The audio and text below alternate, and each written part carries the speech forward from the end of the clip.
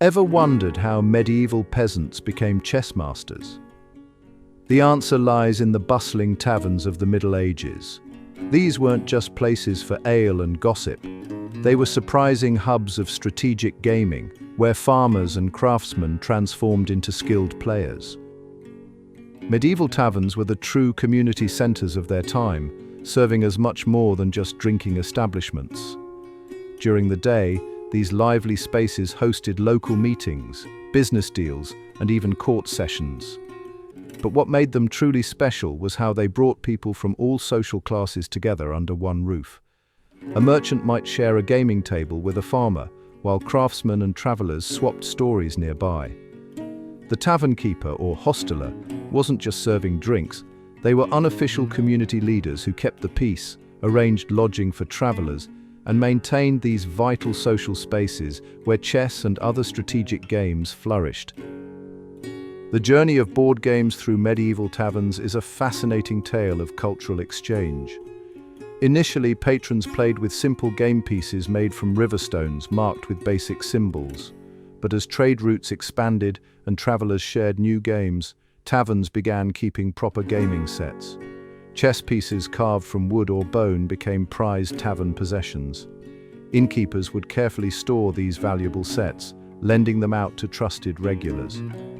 This system made sophisticated games accessible to common people who couldn't afford their own sets. Traveling merchants and pilgrims often introduced new game variations, and tavern regulars would teach these rules to newcomers, creating a natural network for spreading gaming knowledge throughout medieval Europe. Here's where things get really interesting. Medieval alehouses played a crucial role in chess education. Think of them as unofficial chess academies. After a long day's work, peasants would gather around worn wooden tables, learning moves from more experienced players while enjoying their evening ale. The relaxed atmosphere actually helped people learn better. There was no pressure, just casual games and friendly advice. Tavern regulars would form informal teaching circles, where better players would share tactics and strategies with beginners. Even children would watch these games from the sidelines, absorbing the rules and patterns. The combination of social interaction, regular practice, and knowledge sharing created a unique learning environment that helped chess skills spread through all levels of medieval society. Let's meet some remarkable peasant chess players who made their mark in medieval history. Take Thomas of Gloucester, a shepherd who became famous for defeating noble opponents in local tournaments. His story spread through tavern networks, inspiring other common folk to pursue chess mastery. Then there's Maria, the miller's daughter, who gained such a reputation that merchants would travel miles to challenge her at the Cross Keys Tavern. Even more fascinating is the tale of John the Smith, whose innovative defensive strategies are actually documented in a rare 14th century gaming manuscript. These players didn't just excel at chess, they helped break down social barriers, proving that strategic thinking wasn't limited by social class. Chess wasn't the only game sharpening medieval minds in taverns. Popular games like Fox and Geese taught players to think several moves ahead, while tables, an ancestor of backgammon, helped develop probability awareness. Nine Men's Morris, played on boards often carved right into tavern tables, was especially popular among craftsmen. These games worked together to build different mental skills: pattern recognition, spatial awareness, and decision-making under pressure. The best part? Players could practice these skills while enjoying a drink and good company. Taverners often organized informal tournaments where regulars could test their skills against travelers passing through. Tavern keepers weren't just serving drinks, they evolved into the medieval world's unexpected gaming experts. These clever business people realized that hosting and teaching games brought in more customers and kept them staying longer.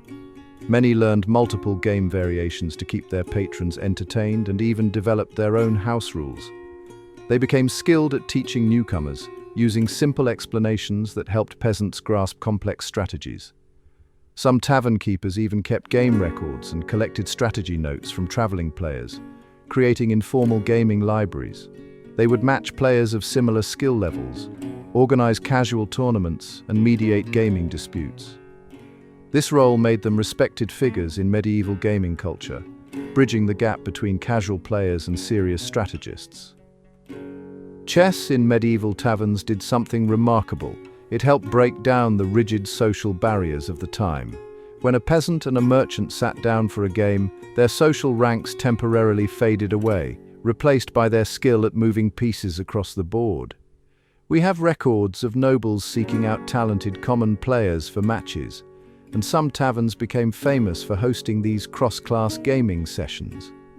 The game created unique opportunities for social mixing, as victory depended on strategic thinking rather than social status. This led to fascinating situations where skilled peasant players earned respect from upper-class opponents, challenging medieval social norms.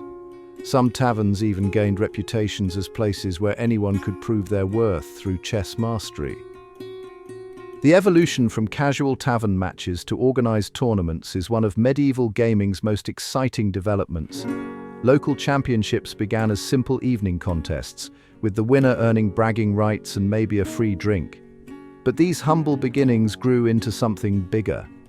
Tavern keepers started organizing proper tournaments, complete with basic ranking systems and small prizes.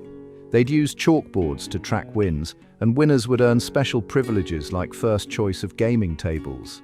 Some taverns became known as tournament hotspots, drawing players from neighboring villages. These events weren't just about chess. They included various board games and created a real sense of community spirit. Let's explore the actual gaming equipment medieval peasants used in taverns. It's not what you might expect. While nobles played with ornate ivory pieces, common folk were remarkably creative with their gaming materials.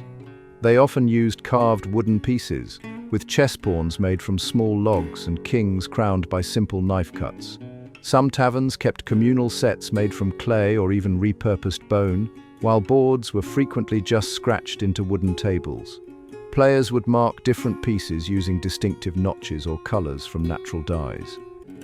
The most interesting finds from archaeologists are gaming pieces made from recycled broken pottery, smoothed into round counters that could be used for multiple games. The influence of medieval tavern chess still echoes in today's gaming world.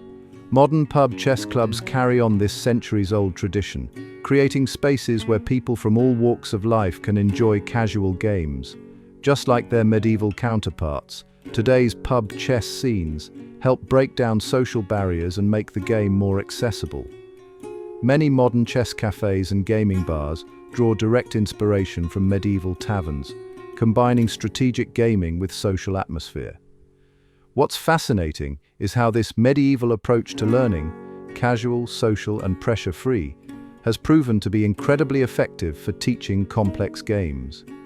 Even contemporary chess teachers often use these time-tested methods of informal instruction and community learning. Thanks for exploring the fascinating world of medieval tavern chess with us. If you enjoyed learning about these unexpected gaming hubs, don't forget to like and subscribe. Share this video with your chess-loving friends. Let's keep this historical knowledge alive.